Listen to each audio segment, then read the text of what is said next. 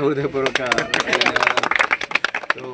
2 సంవత్సరాల క్రితం పొద్దున్నే 6:30 7 గంటలకు లేచి వచ్చినాం. ఇవాళ కూడా అట్లనే వద్దాం అనుకున్నాం, కానీ పొద్దున్నే కొంచెం ఇంకా చాలామంది ఇంటికాడికి వచ్చిండ్రు, అందుకొరకే వాళ్ళందరినీ కలిసి టైం లేట్ అయింది. దయచేసి క్షమించండి. పోయినసారి మీకు దమ్మన కాడికి నాకు ఓట్లు వేసినందుకు మీ అందరికీ కూడా హృదయపూర్వక ధన్యవాదాలు. నేను ఎవరో కూడా తెలియకుండా నేను కేవలం చెప్పిన మాటలు విని ఈయనతోని కొంత మాకు లాభం అవుతుంది అని నమ్మి మీరు నాకు ఓటేసిండ్రు. మీ అందరికీ ధన్యవాదాలు. కాకపోతే మన అదృష్టం బాగలేక రకరకాల కారణాల వల్ల కొంతలో మనం తప్పిపోయినాం, కొంచెంలో పోయింది కదా. సో కానీ ఈసారి మాత్రం మరి సత్యన్న గారు చెప్పినట్టుగా ఈసారి తప్పకుండా ఏ గ్రామం పోయినా కూడా, పోయినసారి మేము ఒక మంచి క్యాండిడేట్ను పోగొట్టుకున్నాం, కానీ ఈసారి మాత్రం ఆ తప్పు చేయం.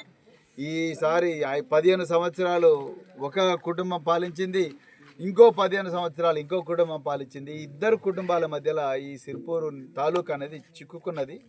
ఈ పరిస్థితి మళ్ళీ రావద్దు. ఈసారి మాత్రం బాగా చదువుకున్న వ్యక్తి, ఆఫీసర్లతో మాట్లాడగలిగే వ్యక్తి, అదేవిధంగా మా పిల్లల భవిష్యత్తు చూడగలిగే వ్యక్తి, మా ఆరోగ్యాన్ని కాపాడగలిగే వ్యక్తి, ఈ ప్రాంతాన్ని అభివృద్ధి చేసే వ్యక్తి ప్రవీణ్ కుమార్కు ఆయన లోపల అన్ని క్వాలిటీలు ఉన్నాయి కాబట్టి ఆయననే తీసుకుంటామని చెప్పి అందరూ అన్నారు. చాలా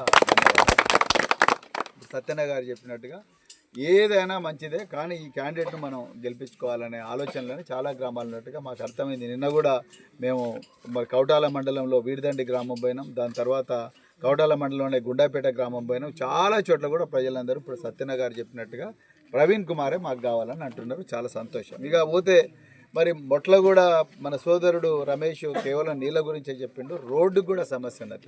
అది 4 గ్రామాలు, అది రావులపల్లి కావచ్చు, తర్వాత దిగడ కావచ్చు, మొట్లగూడ కావచ్చు.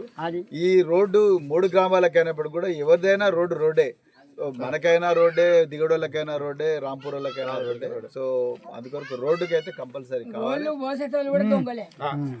అంటే ఈ దొంగలే 45 సంవత్సరాలు ఏలిండ్రు ఈ ప్రాంతాన్ని, అదే చెప్పబోతున్నాను. అడ్డం లాగా రోడ్లు ఉంటాయి. మన ఊరికి వచ్చే వరకే మాత్రం గుంతలు మొత్తం ఎగుడు వానకాలం వస్తే కష్టం అవుతుంది. ఎప్పుడన్నా నారాయణ, బబ్లు, తర్వాత మిగతా విజయ్, తర్వాత కనకయ్య వీళ్ళందరూ మా దగ్గరికి వచ్చినప్పుడు నేను అందరికన్నా ముందరనే నేను ఎందుకు అపాయింట్మెంట్ ఇస్తా అంటే నాకు ఈ ప్రాంతం గురించి తెలుసు. ఇక్కడ నుంచి కర్జీకి రానికనే నడువులు వస్తాయి. ఇక కర్జీ నుంచి మళ్ళా చివరస్తా పెంచికల్పేట చివరస్తా పోవాలంటే ఇంకా సగం నడువులు ఖతం అవుతాయి. సో అది ఆటోలు తీసుకొని అంత దూరం ఆటోలో చిన్న బొలేరోలు తీసుకొని మీరు అడ్దాకా వస్తున్నారంటే అది పెద్ద సాహసం, పెద్ద పర్వతం ఎక్కినంత సాహసం. సో ఆయన కూడా మీరు వస్తున్నారు. మీ అందరికి కూడా హృదయపూర్వక ధన్యవాదాలు.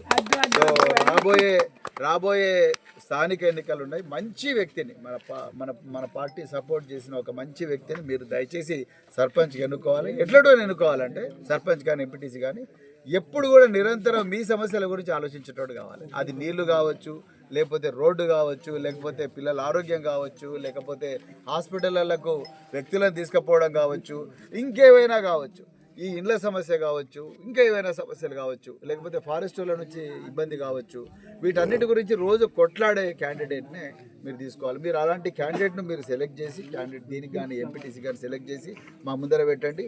100% మేము ఆ క్యాండిడేట్కి అనుకోండి ఎట్లాంటి అట్లా కొట్లాడి ఆయన గెలిపించుకునే ప్రయత్నం. ఆ విషయం చెప్పడానికి వచ్చిన ఒక్క నిమిషం, ఆ విషయం చెప్పడానికి కోసమే ఎంత దూరం వచ్చినాం. మరి సత్యన్న గారికి అయితే పాపం ఆరోగ్యం బాగాలేకపోయినా కూడా నాకు ఈ గ్రామం అంటే చాలా అటాచ్మెంట్ ఉన్నది. ఈ ప్రాంతంలో నేను చిన్నగున్నప్పటి నుంచి ఉద్యమం నుంచి కూడా తిరిగినా అని చెప్పేసి వారు వద్దన్న కూడా వారు వచ్చారు. వారికి కూడా హృదయపూర్వక ధన్యవాదాలు. మళ్ళీ చెప్తున్నా, నేను మాటల మనిషిని కాదు. ఇంతకుముందు కొబ్బరికాయలు కొట్టి జనాలను మోసం చేసే మోసగారిని కాదు. నేను అట్టటోని అయితే మళ్ళీ ఈ ఊరికి వచ్చేటోని కాదు, ఈ సిర్పూర్ ప్రాంతంలో ఉండేటోని కాదు. కానీ నేను ఈ ప్రాంతాన్ని నిజాయితీగా ఎట్లనే చేసి ఈ ప్రాంతాన్ని డెవలప్ చేయాలని మొండి కసి మీద ఉన్నా. అందుకొరకు దయచేసి మీరు అందరూ ఒక్కసారి మరి ఈ ఉద్యమానికి మీరు సహకరించాలని చెప్పి కోరుకుంటూ మరొకసారి మీ అందరికీ కూడా హృదయపూర్వక ధన్యవాదాలు. జై